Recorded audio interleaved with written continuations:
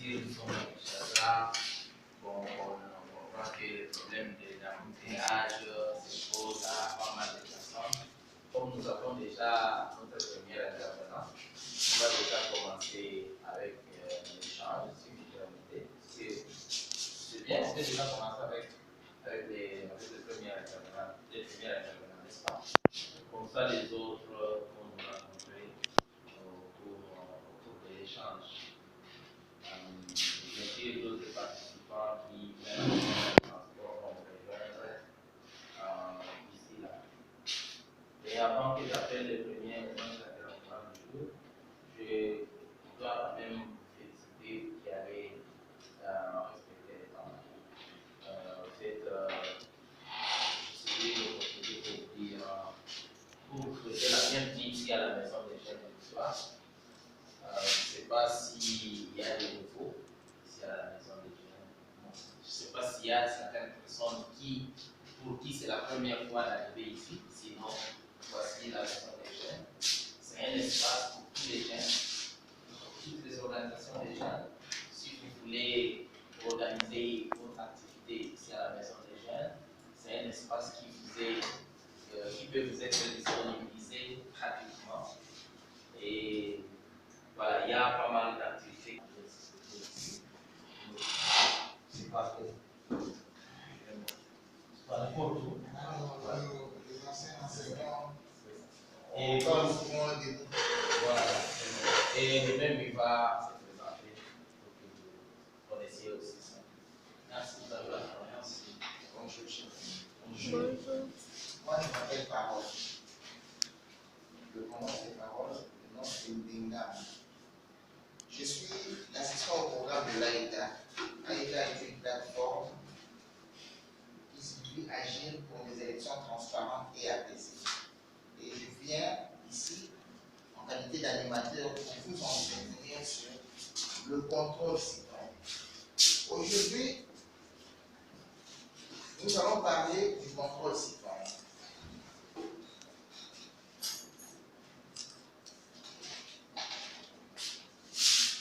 Mais avant de commencer, j'aimerais que, de façon ramassée, vous nous rappeliez quels sont les besoins d'un homme ou le besoin d'une communauté.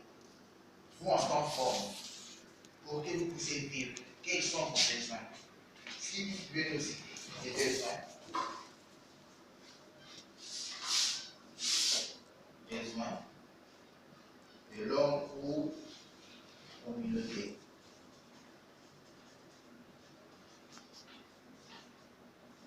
Oui, allez-y. Quelqu'un peut me dire? Oui, madame. Besoin vestimentaire. Besoin vestimentaire, habillement. Quelqu'un d'autre? Oui, monsieur. Logement. Quelqu'un d'autre? Oui, monsieur. Le travail. Le travail, encore. Oui. Oui, madame. L'alimentation. Alimentation. Surtout ça, franchement, ça fait une semaine et que vous n'avez rien mis.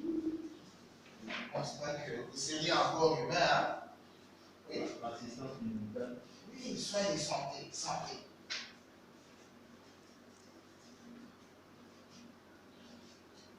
Oui, madame. Vous n'avez aucun besoin. Ce sont les besoins individuels, mais aussi les besoins communautaires. Hein, pour un pays. Oui, monsieur. L'éducation. Éducation. Ça, c'est le plus très important. Éducation.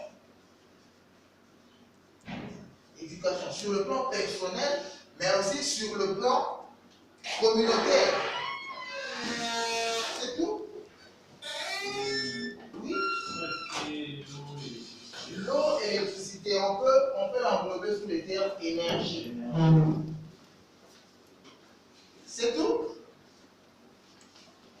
Il y a le membre du mouvement citoyen ici, le mouvement des jeunes. Dites-moi selon vous, le besoin le plus fondamental pour vous, la jeunesse, c'est quoi? C'est pour tout le monde, la paix. dans un État qu'on dit de droit, un État de droit, quel est le besoin le plus fondamental? La liberté, mes chers amis, la liberté. La liberté. Qui dit ici liberté? Liberté d'expression, liberté d'association, liberté de parole, liberté de culte même, liberté de liberté de liberté. Sans cela, nous ne serons pas ici. Et aussi, je peux ajouter la démocratie. Qui dit démocratie dit élection.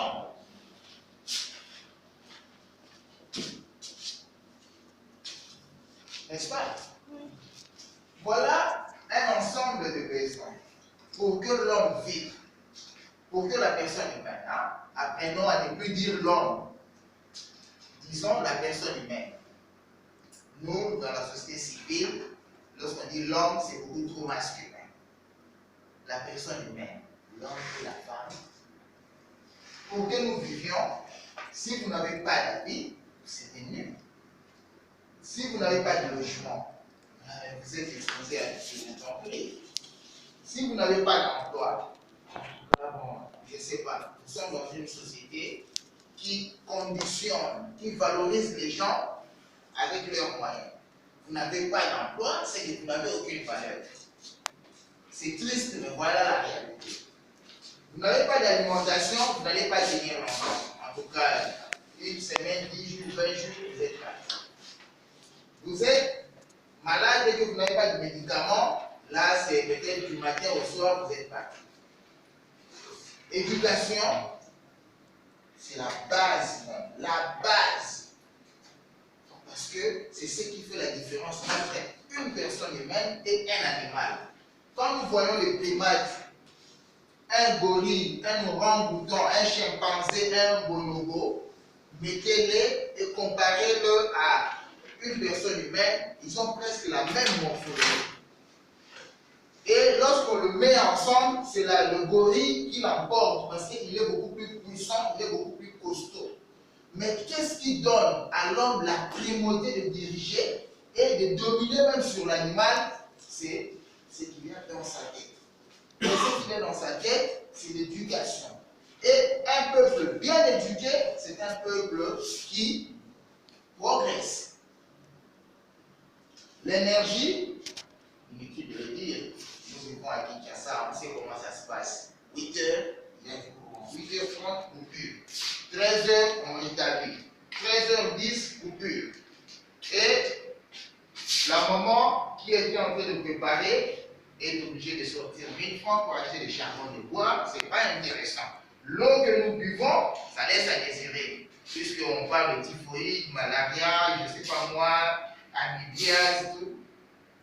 La peine, franchement, nous sommes à Kinshasa. Mais ceux qui sont à Beni, ceux qui sont à Yuli, actuellement, ceux qui sont dans le Kassai, ce n'est pas intéressant. La liberté, surtout la liberté. Nous, la société civile, on a beaucoup souffert. Donc, si c'est un indice de développement, ici, nous avons été sous-développés ici. Parce qu'on ne peut même pas sortir pour marcher. On ne peut même pas. Et puis la démocratie, ce sont les élections. Pour que quelqu'un arrive au pouvoir, il faut qu'il y ait des élections. Ça, c'était juste pour l'introduction. Mais avant, chacun de nous s'assurait de tout ce dont satisfaisait ses besoins tout seul. Tout seul. Nous sommes tous passés par les églises. Je ne sais pas si on est tous chrétiens ou si on est musulmans, je ne sais pas. Mais je peux vous raconter une histoire que tout le monde connaît. Adam s'habillait tout seul. Il confectionnait seul ses vêtements. Il construisait seul son logement.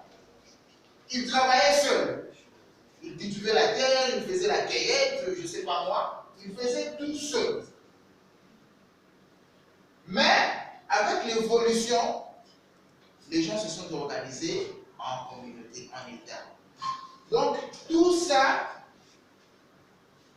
personne n'a aussi le droit de le faire tout seul. Nous avons délégué cette responsabilité de gérer à celui qu'on appelle l'État. Maintenant, le pouvoir ou l'État a maintenant accès aux ressources. Ici, ce sont le peuple.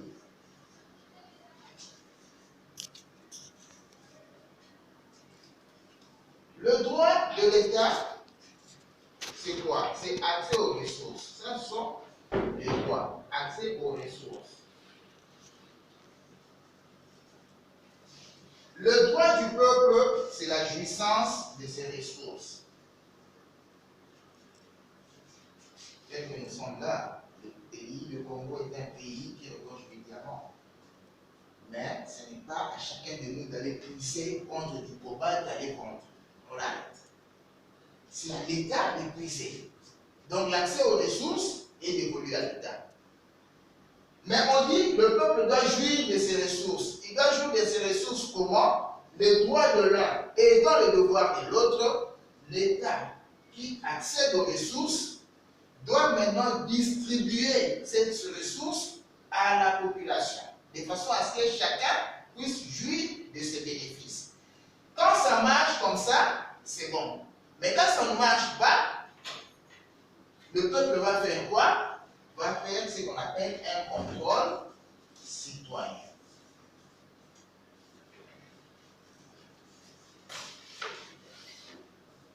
Pour que ça marche, le peuple n'a pas de droit, parce que nous sommes là. Si chacun de nous va, il va puiser, il prend du coltan, à moins qu'on soit dans un endroit où il y a la guerre.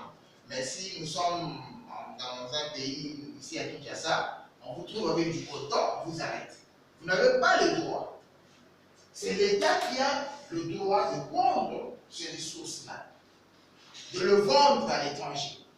C'est l'État qui a le droit de couper du bois ou de délivrer des certificats d'exploitation à des compagnies. Ce n'est pas à vous. Vous allez couper du bois, on vous arrête.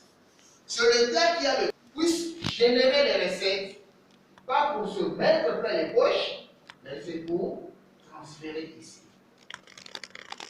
Nous allons jouir à travers quoi?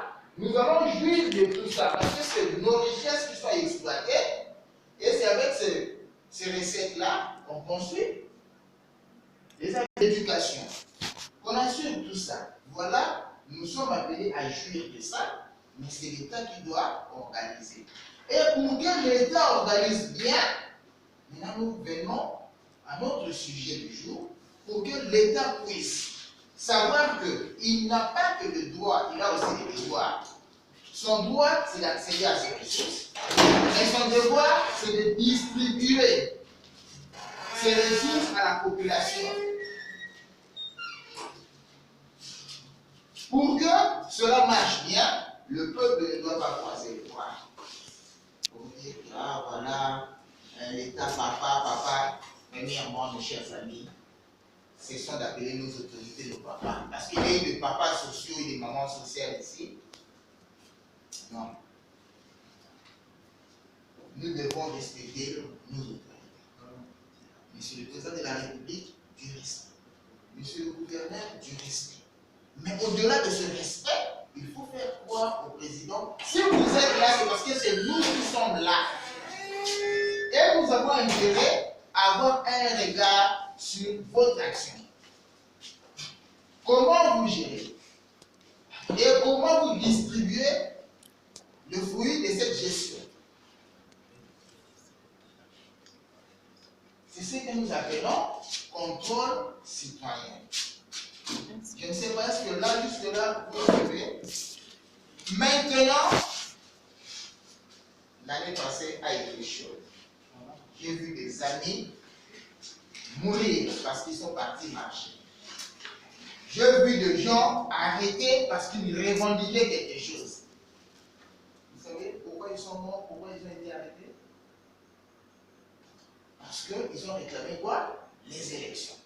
Et le peuple congolais s'est battu.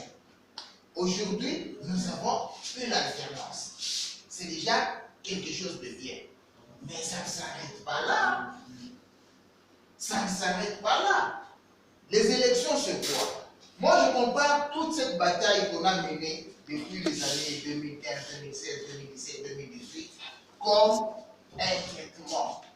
Il y avait une maladie à combattre. La maladie, c'était quoi? Une dictature qui voulait s'installer.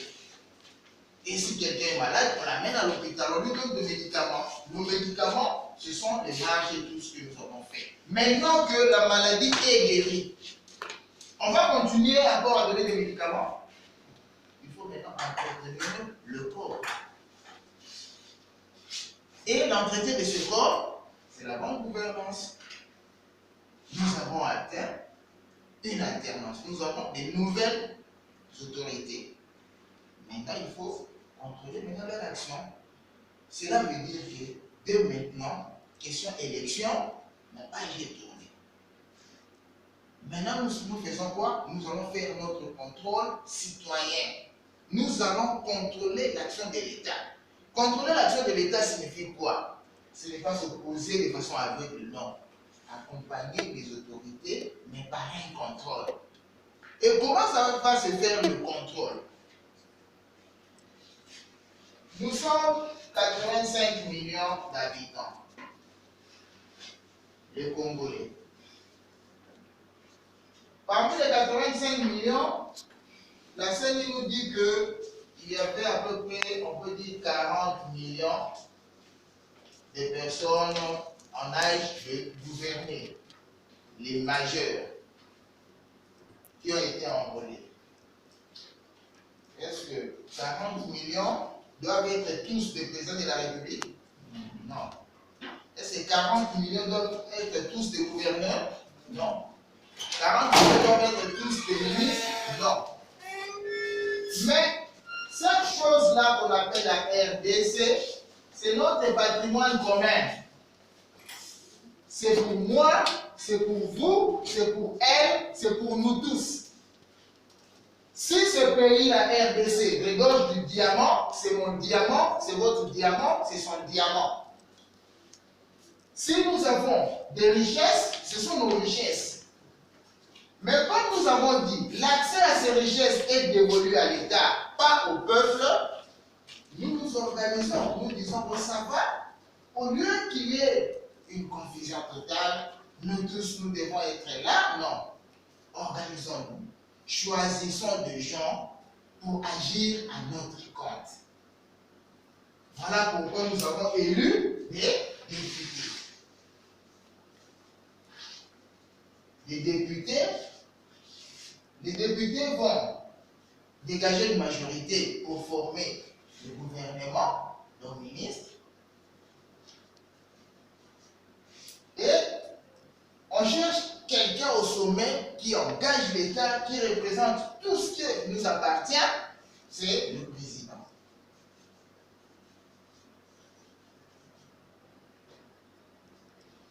Tous ces gens, ce sont nos mandataires, ce sont nos employés. C'est nous qui leur avons fait confiance. On dit, soyez là, gérez ce pays pour notre compte. Maintenant, comme ils sont là, nous, on ne croise pas les bras. On dit, bon, faites tout ce que vous voulez, soyez dictateurs comme vous voulez, volez comme vous voulez. Nous, nous sommes des peuples. Non, non. En tout cas, c'est pas terminé. Hein.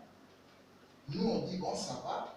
Monsieur le Président, on vous confie 5 ans de pouvoir. Et nous attendons de vous de réalisation, du développement. C'est ça le contrôle citoyen. Nous devons observer, nous devons contrôler. Ce contrôle s'est fait par quoi? Vous parlez à notre nom, défendez nos intérêts, vous élaborez un programme gouvernemental pour construire des routes et consorts. Vous représentez tout cela parce que vous êtes le garant de tout. Mais au-delà de tout, c'est nous qui demandons des comptes.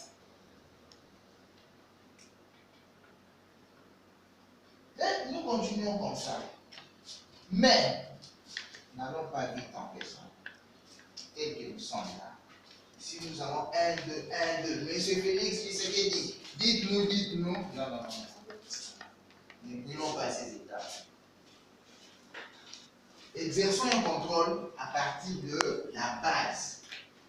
Le vrai contrôle, le développement, ça commence à partir de la base.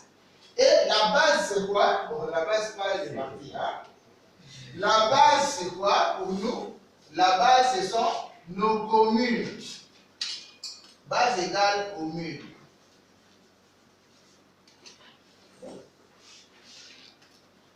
On a élu les députés, on a élu un président, on aura un gouvernement, on aura les assemblées provinciales, on aura aussi les sénateurs. Mais n'oubliez pas que les élections, ça continue. Et les élections vont continuer à la fin de cette année, novembre, décembre, ça dépend de la CENI si elle confirme le calendrier, nous aurons des élus locaux. Les élus locaux, on les appelle qui? On les appelle qui? Habitez-vous, les conseillers municipaux ici. Il y aura des conseillers de Kalsakoubou, conseillers de Kalamou, conseillers de Ondal. Et dans les provinces, ça serait des conseillers de secteur. À partir de ces élus locaux, nous aurons des assemblées communales qui vont siéger. Comme nous avons une assemblée provinciale qui siège et qui vote un gouverneur, nous aurons des assemblées communales qui vont élire les bourgmestres, qui vont élire les conseillers urbains, qui vont siéger au niveau de l'hôtel de ville. Et à partir d'ici, voyez là où ça commence le vrai développement, à partir d'ici, il n'y aura plus question de nomination de bourgmestre parce que c'est non mon frère, c'est mon ami, bon, monsieur X, je le nomme bourgmestre comme ça se passe actuellement, non. De la même façon que les gouverneurs sont élus par les députés provinciaux, les bourgmestres seront aussi élus par les élus locaux. Maintenant, nous, ce que je vous demande, c'est de nous organiser. Parce que c'est ici que nos entités seront gérées. C'est ici que nous aurons la salubrité. C'est ici que nous pouvons avoir des problèmes d'énergie. C'est ici que le développement ne commence pas au niveau. Le développement commence à partir de la base et ça monte.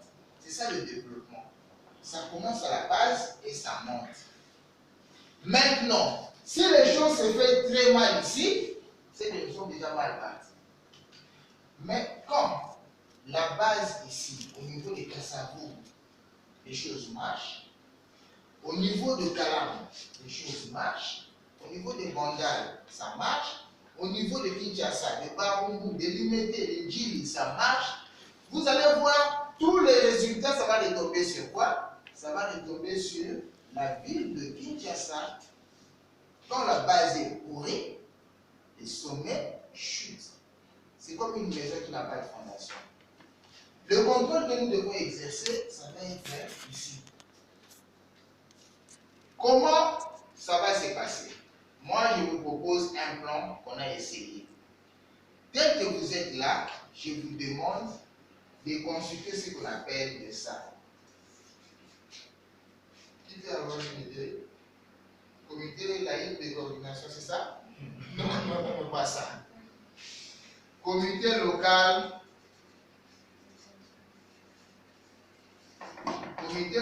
de citoyenneté. Appelez ça comme vous voulez. Vous pouvez aussi l'appeler ALC, Assemblée locale de citoyenneté.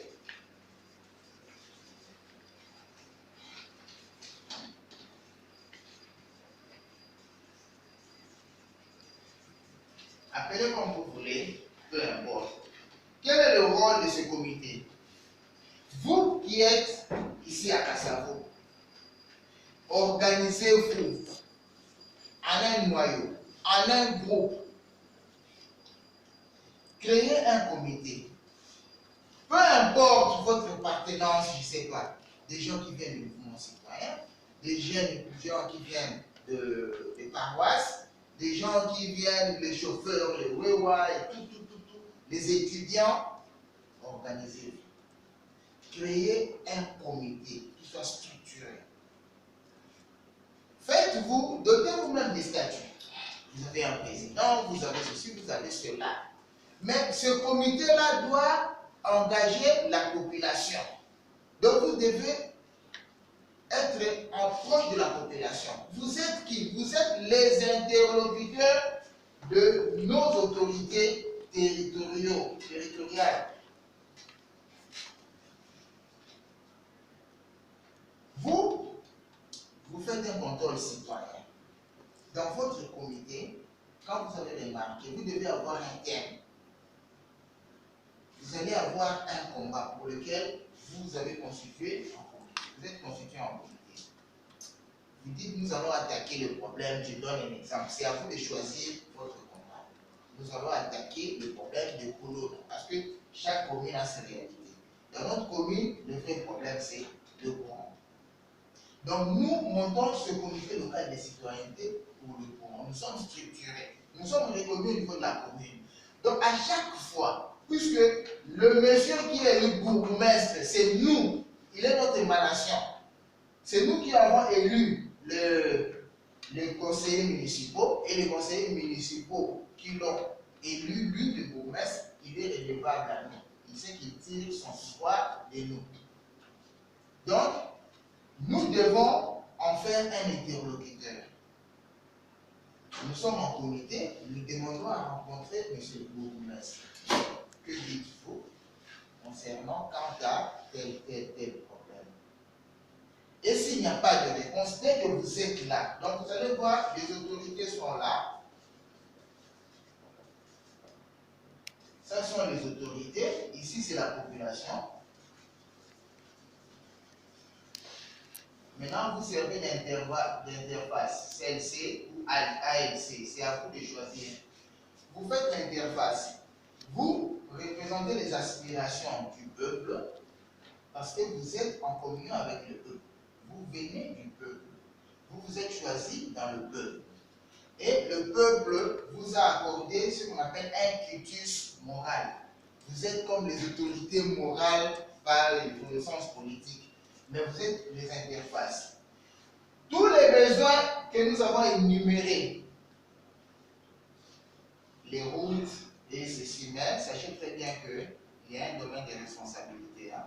Il y a certaines choses que le bourgmestre ne peut pas résoudre parce que ça relève de la compétence du gouvernement. Il y a même de certaines choses que le gouverneur ne peut pas résoudre. Ça relève de la compétence du pouvoir central. Mais les choses que le bourgmestre peut résoudre, comme la sécurité, les Koulouna, vous êtes traumatisé, vous êtes terrorisé, la population se plaint, l'insalubrité, une montagne d'ordures, les moustiques, il y a beaucoup de choses. Mais vous n'allez pas dire que non, on te revoter les sous, vous avez te revoter les sous. Non, on va voter les sous après 5 ans. Et pendant 5 ans là, vous mourrez. Cette fois-ci, nous disons, bon, ça va. Notre comité ira voir le bourgmestre pour lui demander ce qu'il fait par rapport au Koulouna, par rapport à ça, par rapport à ça. Et quand le comité mène cette action, l'autorité doit savoir que le comité a le peuple derrière lui. Donc, votre comité doit avoir de l'assise sur le plan local. Le peuple doit vous faire confiance. Et parfois, vous pouvez même demander pour montrer votre force. Hein, parce que dans un combat politique, il faut aussi montrer sa force pour se faire obéir. Hein. Dis en tout cas, dis, alors, passons le message. Demandez au maman, au papa, à tout le monde de sortir. Nous tous, sur un brique à Savourou, nous allons marcher du rond-point au pont. Koulouna, on n'en veut pas. Koulouna, on n'en veut pas. Et directement après, ça arrive. Votre président fait une petite déclaration, vous vous dispersez. Le bourgmestre dit, oh, j'ai affaire à une jambe. Et quand il vous voit venir, il sait que, ah bon, ces gens qui viennent, le peuple est derrière nous. Maintenant, votre action ne se limite pas seulement au niveau du bourgmestre. Votre correspondance est cette assemblée-là.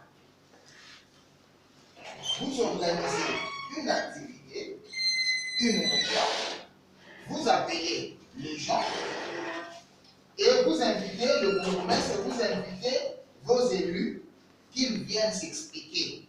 Nous, au niveau de l'AETA, on appelle ça des tribunes d'expression populaire. C'est une activité dans laquelle une autorité vient s'expliquer sur une question et il est interpellé par la population.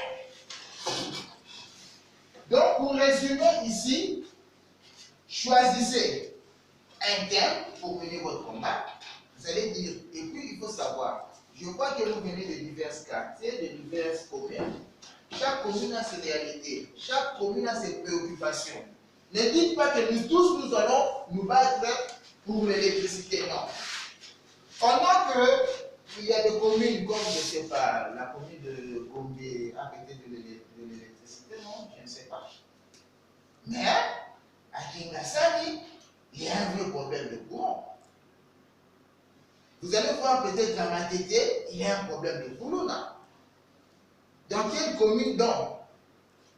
Essayez un peu d'avoir un cahier de charge, essayez un peu d'avoir des chevaux de bataille. Vous avez une liste des choses pour lesquelles vous voulez vous battre. Et vous vous constituez en comité, vous appelez les gens. Ne soyez pas un club d'amis. Non, ce sont des potes à moi, papier, non. Faites un travail de fond. Appelez toutes les couches de la population. Et je vous demande que ce soit beaucoup plus de jeunes, parce que la force d'une nation réside dans sa jeunesse. Le vieux, mais nous, moi j'ai 50 ans. Mais lorsqu'on nous demande de faire 3 pas de marche, je suis déjà épuisé.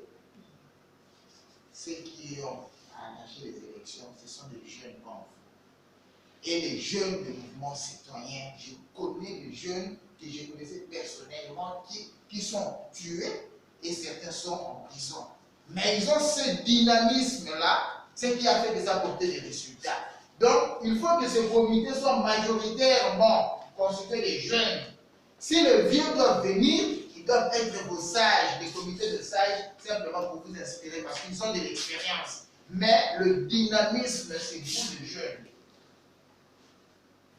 Quand vous constituez ce comité et que les choses commencent à bouger, ça vous permettra de signer des contrats sociaux avec des gens. Parce qu'ils savent très bien que vous êtes un passage obligé. C'est vous qui avez la population. Maintenant, quand il viendra les élections, vous allez dire, écoutez, vous les candidats, si vous voulez que nous, le peuple de Kassavour, puissions vous donner nos suffrages, vous devez vous engager à faire ça, ça, ça, ça, ça. Oui, je suis d'accord. Moi, pas d'accord. En tout cas, organisons une cérémonie solennelle, signons peut-être un document. Moi, candidat X, je m'engage à poursuivre tel acte au peuple de Kassavour si je suis élu. Et quand il sera élu, s'il essaie un peu de revenir sur sa décision, vous lui brandissez ses termes d'engagement. Et le peuple est avec vous, vous pouvez combattre. N'attendez plus 5 ans, c'est long. Mais avec un bon combat de fond, un combat citoyen, on peut arranger les choses. Maintenant, quand c'est structuré, nous avons un comité local de citoyenneté. Nous avons CLC, Kassavour. Nous avons CLC, Kalam. Nous avons CLC, Baboumou. Nous avons CLC, Lingwal. Oui, et ainsi de suite. Nous avons CLC, limité peut-être. Il y en a 24. Ici, on ne sait pas beaucoup plus pour l'électricité. Là, pour ça, mais on peut avoir 2, 3, 4, 5 pour lesquels on peut se battre. Quand nous sommes bien structurés, vous connaissez, Nous, le CNC de Kassabougou, nous sommes souvent en relation, en communication avec les gens de Kalamou. Nous partageons des expériences. Et quand le mouvement prend de l'ampleur et que ça se solidifie, vous tous, vous pouvez en ce moment-là constituer un comité urbain de citoyenneté. Un comité urbain de citoyenneté. Là, vous n'aurez plus pour interlocuteur le bourgmestre et l'assemblée communale. Ici, vous aurez pour interlocuteur qui? Le gouverneur et l'assemblée provinciale. Vous allez voir que les choses que vous n'avez pas pu obtenir ici, parce que le bourgmestre ne pouvait pas vous construire des routes et consorts, le gouverneur peut le faire. Et si ce mouvement prend de l'ampleur et que ça fait tache d'huile, à Kinshasa, on est structuré, les gens du Katanga aussi commencent à suivre le pas, les gens du Kwilu, de Kasaï, de l'Équateur, vous allez voir que nous aurons un comité urbain de citoyenneté de Kinshasa, un comité urbain, ici c'est qui? Un comité urbain de citoyenneté du Congo central, Congo Kassé, Congo central, comité urbain de citoyenneté. Vous voulez que je mette quelle province? Ituri. Quand c'est solidifié, nous allons former ce qu'on appelle quoi? Nous allons former ce qu'on appelle le comité national de citoyenneté au niveau de la RDC. Et là, on a pour interlocuteur qui? Le Premier ministre, l'Assemblée nationale, le Sénat et le président de la République. Mais ça ne se fait pas par une baguette magique. Il faut qu'un grand travail se fasse d'abord au niveau de la base. Il faut que vous soyez dynamique ici. Si vous arrivez à réussir dans vos actions au niveau de vos communes, là vous pouvez monter. N'allez pas vite en personne. C'est un travail de longue haleine. Ça ne se fait pas du jour au lendemain. Ça se fait avec le temps. Et je vous dis, si vous voulez que le Congo se développe, n'attendez pas le développement à partir d'ici. Non.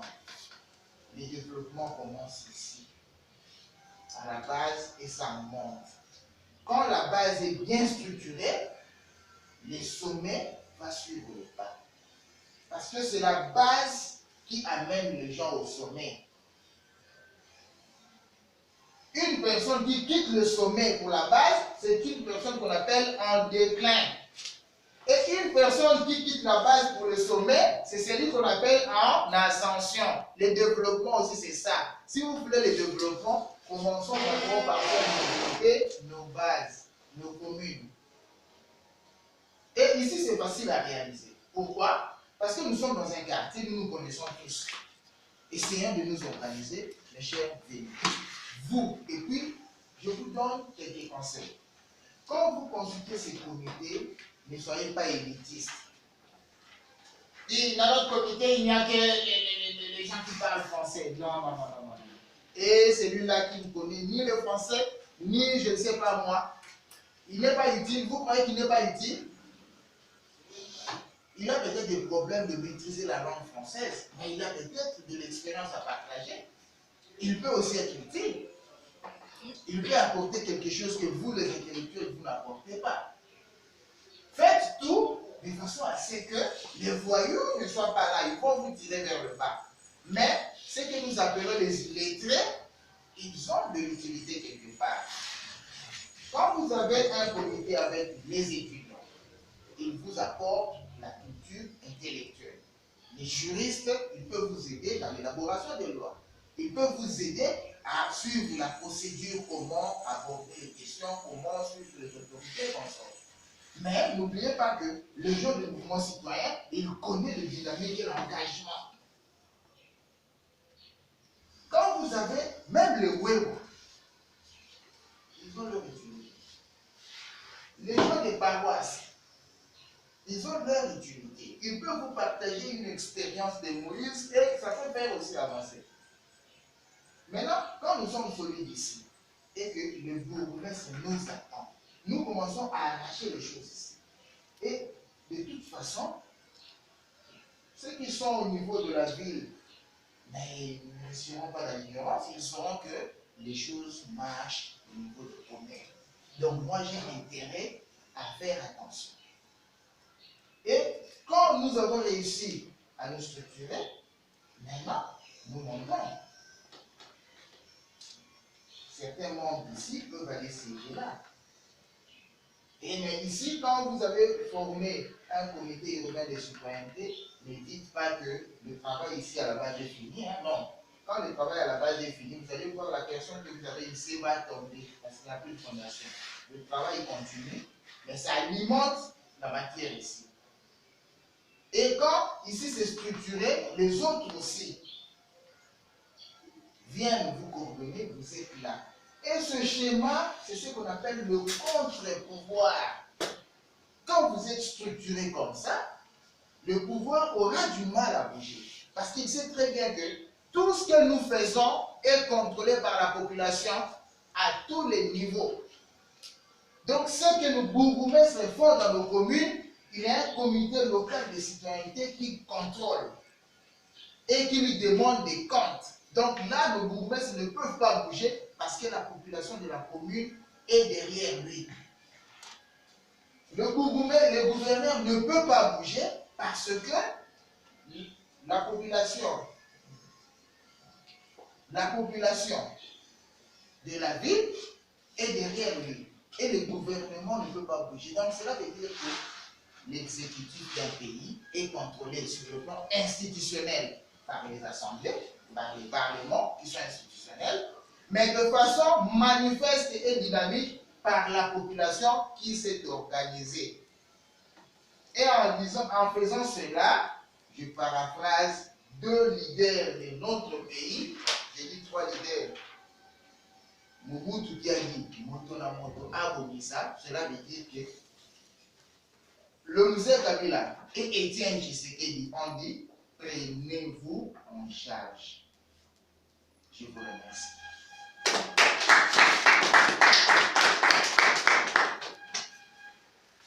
Merci. En fait, nous étions en train d'attendre le deuxième intervenant. Je crois qu'il va nous rejoindre de moment à l'autre, mais nous avons déjà avancé.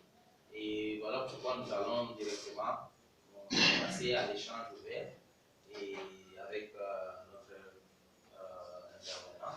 Et dès que l'autre arrive, peut-être si on aura encore le temps, on lui donnera aussi un peu de temps pour qu'il nous parle de son expérience. Parce que le deuxième intervenant, il est lui vraiment dans un mouvement citoyen. Et donc, il allait nous parler de son expérience, de comment il s'est donné, il faisait leur activisme.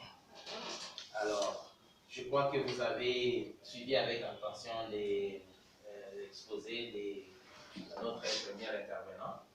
Et sur ce, je vous demande encore une fois de l'acclamer. Voilà. Et là, nous commençons alors un échange ouvert. Donc, puisque nous ne sommes pas dans une église où on vient, on écoute et à la fin on dit Amen et on sort. Comme d'ailleurs notre intervenant était un peu bref, il a voulu nous laisser aussi le temps d'échanger avec lui. Alors pourquoi c'est votre temps maintenant de soit compléter, donc faire donner vos commentaires. Si vous avez des questions à poser, posez-les. Et voilà, c'est ça. S'il y a quelqu'un qui a une question, sentez-vous libre. S'il y a un commentaire, mettez les doigts en l'air. Voilà. Toutefois, excusez, je demande parce que nous ne sommes pas présentés.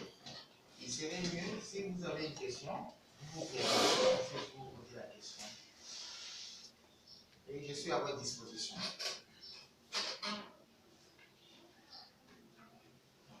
Oui.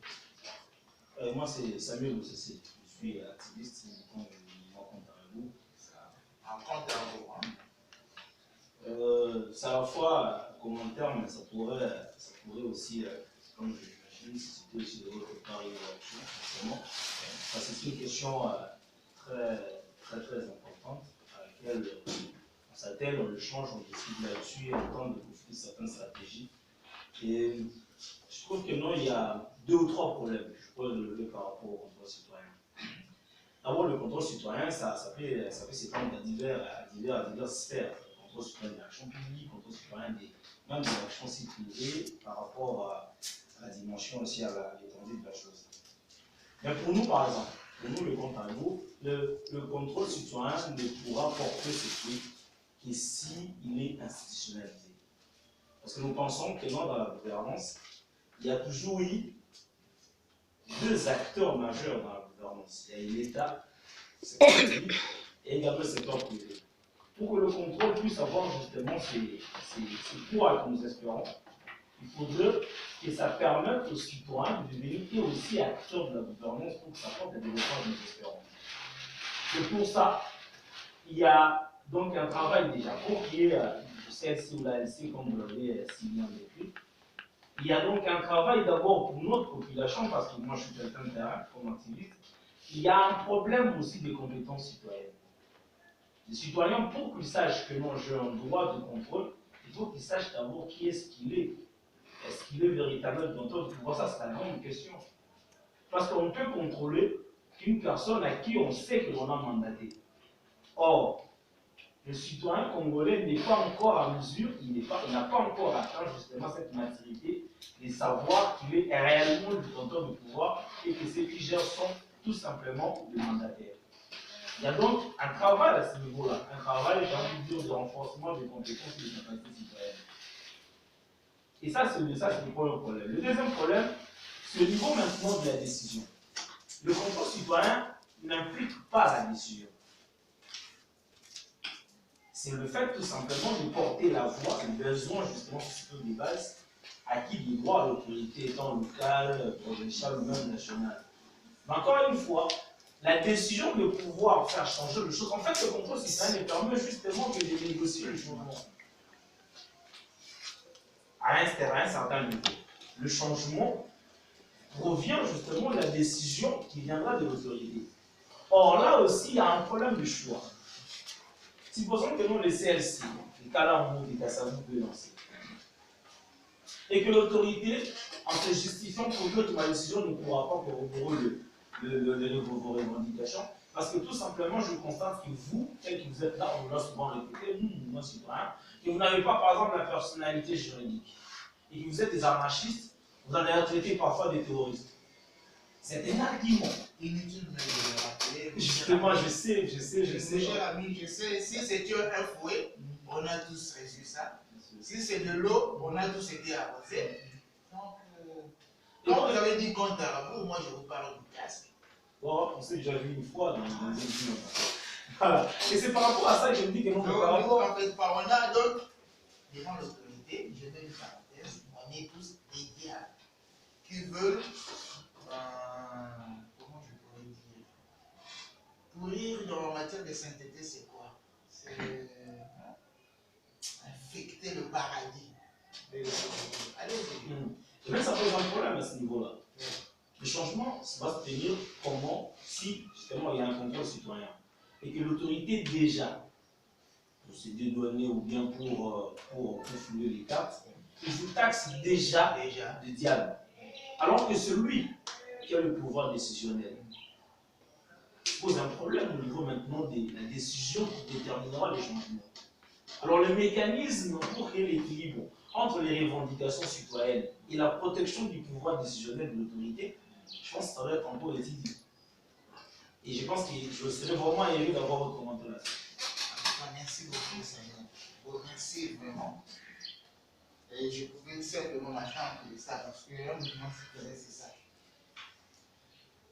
Quand on a commencé, il y a un réel besoin, c'est vrai. Mais quand nous avons énuméré les besoins, ça c'est ce qu'on avait fait d'abord. Quand on avait énuméré les besoins, si vous remarquez très bien, j'ai suivi ça et j'ai achiré ça. Qui a un intérêt? Et puis vous avez raison. Moi, j'ai toujours dit à la population, c'est un travail de longue haleine. J'ai toujours dit à la population, parce que quand on voit Nous, on habite des quartiers périphériques. Hein. Quand on voit une personne qu'on appelle député, mais je ne sais même pas, je n'ai jamais vu de mes yeux, j'ai vu Jésus, comment il était adoré. Mais ils sont adorés comme des dieux. Et moi, je dis, mais la personne qui est votre employé, c'est vous qui l'avez mis au travail. Au lieu de vous rendre des comptes, vous dansez devant lui pour qu'il vous donne un papa d'abisso. Mais ça biso est un éditorial. Mais c'est quoi ça? Un travail d'éducation, on va éduquer. Et cette éducation ne concerne pas que l'université. L'éducation fondamentale, c'est le civisme. Un Américain, même un voyou qui vend de la drogue, lorsque vous lui demandez, vous lui posez des questions sur le civisme, il le connaît. Mais ici, il y a un travail à faire. Ça, c'est vraiment important. Et puis, de deux, vous avez dit, le contrôle citoyen n'implique pas le pouvoir décisionnaire de l'autorité. Et que pour que l'autorité puisse répondre à vos desiderata et que vous considérez comme un interlocuteur valable, vous devez avoir une reconnaissance juridique. C'est logique, ça dépend. Oui. C'est ça ce que moi je voulais. Premièrement, l'autorité doit d'abord savoir. Vous devez avoir des papiers, mais si vous ne pesez pas, vous n'êtes rien devant l'autorité. Nous sommes en Afrique où le pouvoir est un rapport de force. Si aujourd'hui, vous pouvez vous être fiers de ce que nous avons obtenu deux choses. D'abord, le pouvoir, l'autorité qui était n'a pas brillé le troisième mandat, alors qu'il avait la volonté ou il rêvait de le faire, pour ne pas lui prêter des intentions, mais il rêvait de le faire. Et puis de deux, il n'a pas réussi à faire élire la personne qui lui avait choisi. Mais qui ont contribué à ça? C'est aussi. Je pense que vous connaissez aussi. En mourant, son sang a contribué aussi à cette lutte. C'est Luc Gouloula. Et c'est un certain nombre de gens qui actuellement sont en prison. Est-ce qu'ils avaient quelle personnalité juridique? Ils n'en avaient pas. Mais ils avaient de la force. Donc, si vous pesez et que vous avez le peuple derrière vous, l'autorité, que vous ayez un papier ou pas, il va comprendre que vous êtes des autorités, vous avez des interlocuteurs valables. Et il sait très bien que c'est à partir de vous que peut venir sa chute. Mais moi, je ne voudrais pas que vous restiez là. Je vous ai demandé, faites-vous des statuts et ayez une reconnaissance au niveau de la commune. La démarche est simple. Si vous voulez avoir des personnalités juridiques, vous irez très loin. On va vous demander des F92, on va vous demander jusqu'au ministère de la Justice. Et parfois, on sait très bien que nos autorités, on va voir, hein, parce que les autorités actuelles sont en période de glace. On observe, on va voir comment ils vont se comporter. Mais les autorités anciennes, ils avaient des questions sur lesquelles ils nous mettaient, comme on dit à tout à ça, des boutons rouges. Les jeunes qui demandent une personnalité juridique, c'est un bouton rouge. Parfois même l'Internet recevait aussi ce bouton rouge, et la RFI aussi. Et vous comprenez comment vous donnez une personnalité juridique, mais le combat continue. Vous comprenez? Donc, à votre question, c'est vrai, ce n'est pas le CLC ou l'ALC qui décide. L'ALC influence la décision. Notre action, c'est quoi? C'est ce qu'on appelle le plaidoyer, les lobbying. Les deux termes, ça signifie simplement faire de la pression. C'est vous, monsieur l'autorité, qui allez changer cette situation, ce n'est pas nous. Mais vous allez changer cette situation suite à la pression. Et cette pression, nous sommes là, mais c'est le peuple qui est derrière nous. Et aucun pouvoir ne peut affronter le peuple et sortir vainqueur. Ça, je vous dis, que ce soit le pouvoir américain, que ce soit le pouvoir des qui, aucun pouvoir ne peut affronter, le peuple peut sortir vainqueur. Et c'est cette pression-là que vous devez capitaliser. Voyez ce schéma, les autorités sont là, le peuple est là. Et vous, vous êtes là pour mener la pression, mais cette pression trouve sa force ici. Organisez-vous, légalisez-vous au niveau de la commune. Vous comprenez? Je ne sais pas si j'ai répondu à vos deux questions. Il y a encore une zone d'ombre, une préoccupation? Oui, ça va d'abord par rapport à la première préoccupation. Oui. Moi, je n'ai pas- À la première préoccupation, c'est ce que vous avez dit. D'abord, l'éducation du peuple, c'est ce que nous faisons chaque jour. Aujourd'hui, il faut quand même dire, le peuple congolais par rapport, le peuple congolais de 2018, par rapport au peuple congolais de 2013, il y a quand même eu des améliorations. Je vous donne un exemple. C'est un travail d'éducation qu'on a fait, mais ce n'est pas encore fini. Il faut continuer. Et ce CLC-là, pourquoi il est entre l'autorité et la population? C'est juste pour éduquer celui-ci, pour le mobiliser, afin de mettre la pression là-bas. S'il vous plaît, Oui. je me suis le vrai problème de notre pays, il faut prendre les choses dans leur contexte sociologique. Oui. Aujourd'hui, il y a une confusion, alors grave, dans le fait de la plupart des compatriotes, sur la société civile et la société politique. On a l'impression finalement que non, depuis un certain temps, il y a raison d'ailleurs, que la société civile sert peut-être de tremplin ou de pépinière à sa classe politique. Et il y a... La musique aussi, ça sert de tremplin. Ouais, pour l'instant, Le théâtre aussi. voilà. Hein? En fait, voilà, la musique et tout. Ouais, Oui, le théâtre l'année passée. l'église aussi. Oui, ça fait partie de Parce qu'on a vu les gens du théâtre candidats, on a vu les musiciens candidats, on a vu les pasteurs candidats. Hein? Donc c'est ça. Mais c'est ce que je disais. Hein? Pour répondre à cela, la société civile sert de tremplin, non. La société civile est contre le pouvoir. Ce que je vous ai montré, c'est juste le contre-pouvoir. Excusez-moi, M. Parole, c'est Oui. exactement ce que je dis. Oui. Que non, moi. Oui. C'est Donc, bien, je pour peux répondre à savoir cela, parce qu'il y a certains membres de la société civile qui sont devenus des politiciens, c'est une affaire privée. La société civile, c'est quoi?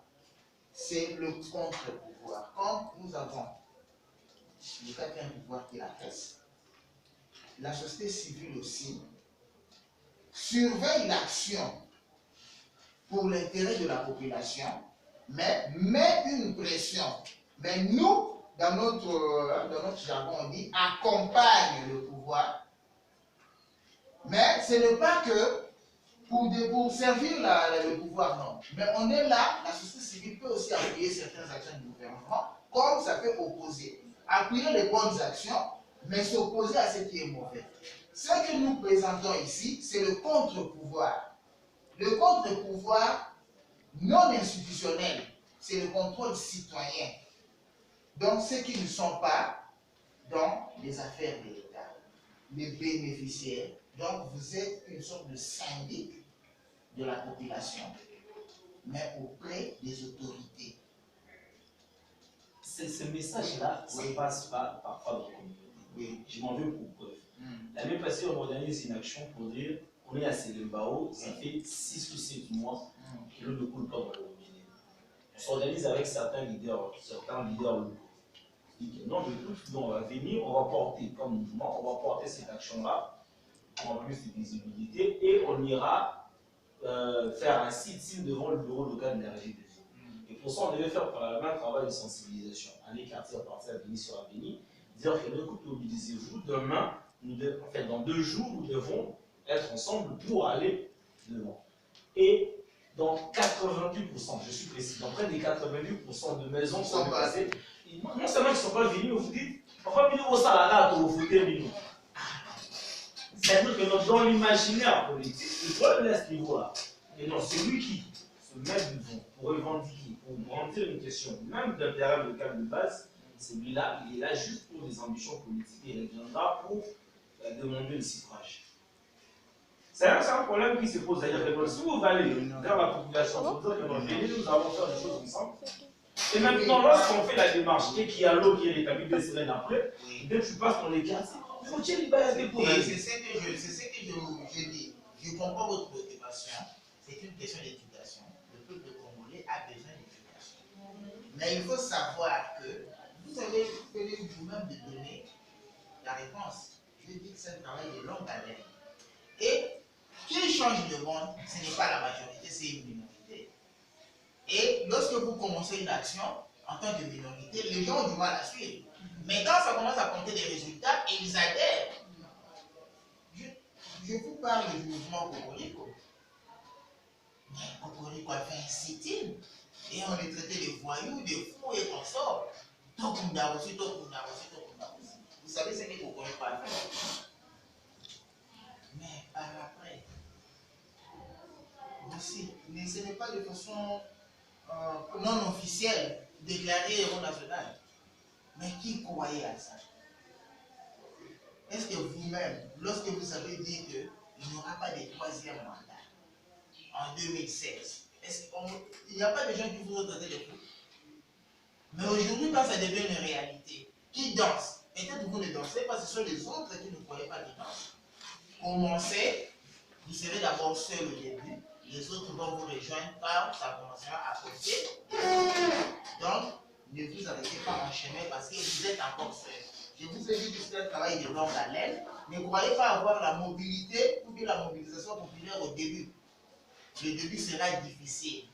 Et vous allez cheminer seul pendant un certain moment. Mais quand vous persévérez dans cette action, vous allez,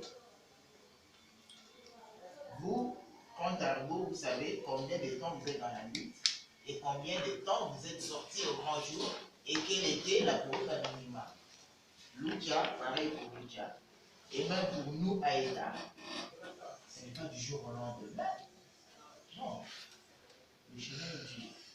Et pendant ce temps, éduquez cette population que vous voulez entraîner dans votre lutte. Et j'ai vu. C'était ça. C'est qui, s'il vous plaît? Rémi Kalombo. Rémi. Je suis membre d'un mouvement. C'était un petit commentaire par rapport à ce que Samy a évoqué. Moi, je trouve qu'il y a une. Souvent, moi, je qualifie ça d'une certaine faiblesse aussi. Je suis membre, mais il m'arrive aussi de critiquer les combats à un moment. Parce que le point le plus important, vous l'avez évoqué, c'est l'éducation des masses. Mais j'ai à chaque fois